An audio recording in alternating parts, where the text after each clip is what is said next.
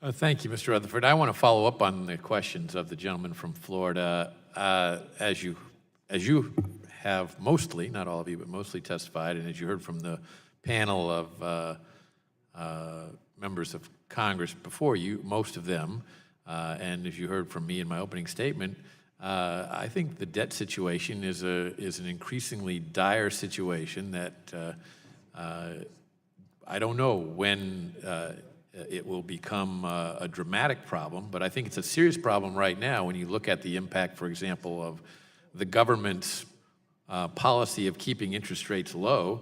Yes, that has other benefits in terms of investment and so on, but it also has the very powerful benefit of keeping the amount of interest that the government has to pay on its debt exceedingly low, and yet it penalizes those people who have saved all their lives and had the expectation that they could have some income from their savings. Now they have to take a greater risk to get any kind of return on their savings or just live off the savings, because what you get from a bank deposit, which was supposed to be the safe place to put your money, is no money to live on. So we're seeing consequences of this already right now.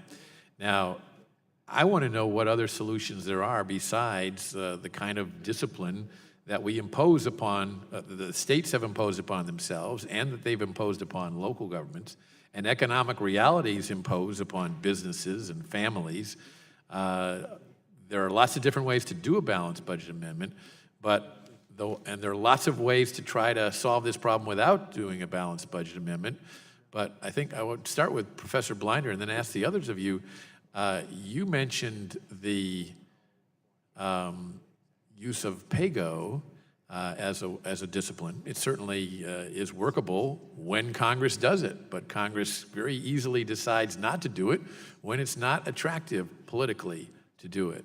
So I'm just wondering what we missed in terms of different things done in the past that could be a substitute for the discipline of simply the law saying, as virtually every state has said it should say for themselves, you're not exempt from the laws of economics. The federal government is different than the states, no question about that, and its impact on the economy in terms of how it raises money and spends money is different, but we're not exempt from the ultimate consequences of it. You care to respond to that? Well, what you said at the end is 100% true. We are not exempt from the ultimate consequences. Let me say one word about interest rates and then about PAYGO. The Federal Reserve, as you're talking about the government is keeping interest rates low, it's the Federal Reserve you meant. The Federal Reserve is actually trying to push interest rates up now. It has nudged the short end up about 100 basis points. 1/10 of 1%.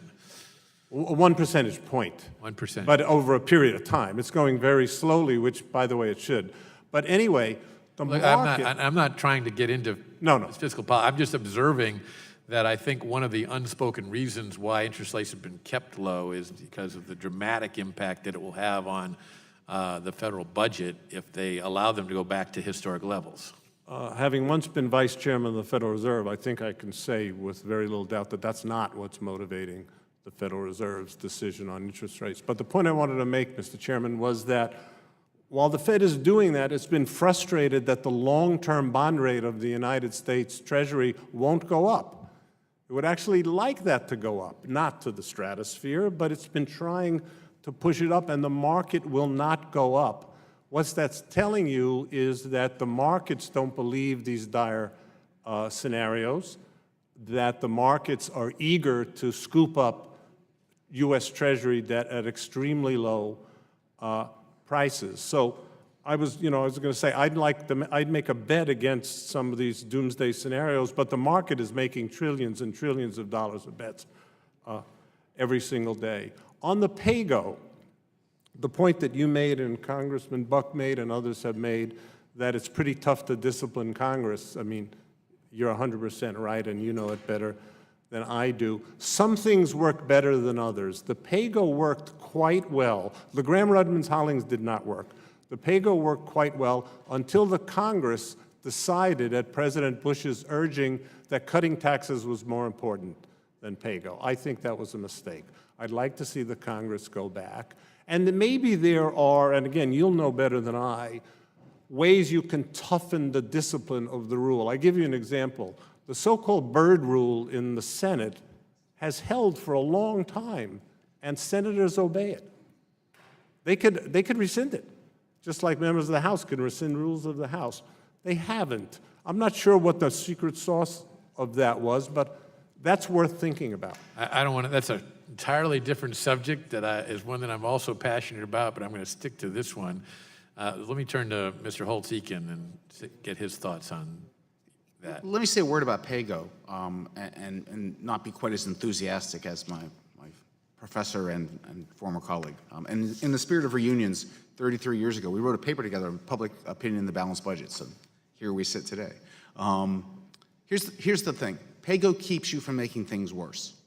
So PAYGO, if it works perfectly and Congress disciplines itself, means that we get to keep what we've got. The CBO budget outlook is the answer to the question, what do you have if you put it on autopilot and you don't do anything? And the answer is disaster. So PAYGO's just not strong enough in 2017. It may have been great in 1995. It's not going to work now. You need something stronger, and you need to change course. I think that's the crucial fact. And we're just in a different era than we were in the 1990s. The fundamental issues are in mandatory spending, not discretionary. We do not want to have another dot-com bubble that generates revenue flowing into the federal treasury. That was a bad outcome, it turns out. We're not going to get a peace dividend from the fall of the Soviet Union. We're in a much more dangerous world. Mandatory spending is a bigger chunk of the budget, 2/3. And the baby boom is now retiring. It's not 15 years before their retirement. So the Congress is going to have to face this particular budget outlook with different remedies than the ones in the past, because the problems are bigger, they're more immediate, and they're harder. Professor Primo?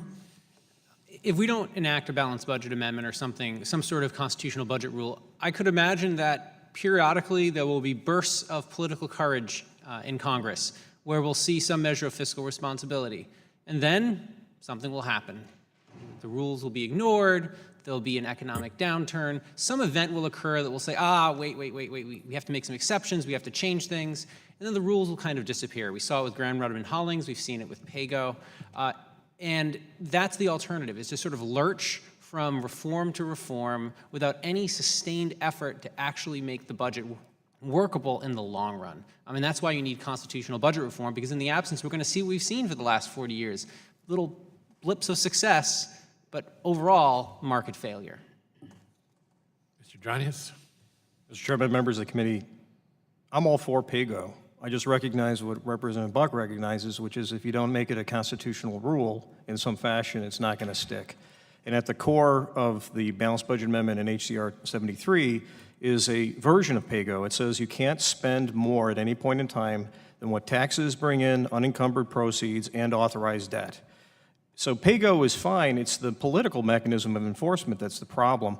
And let me leave you with this analogy. Let me disagree, because I think Mr. Holtz-Eakin makes a good point, that PAYGO is fine as far as it goes, but it doesn't go anywhere near as far as it needs to, because most of our spending is on automatic pilot that doesn't get addressed by that, because we don't address that. It just happens. And we have to come up with the funds for it, and most likely our solution, most of the time, I don't vote for the most liberal budgets. I always vote for the most conservative ones, but they never get 218 votes. Never. Yep. Every single year I vote for the tightest budget offered, and it never gets 218 votes in the House and never even considered in the Senate.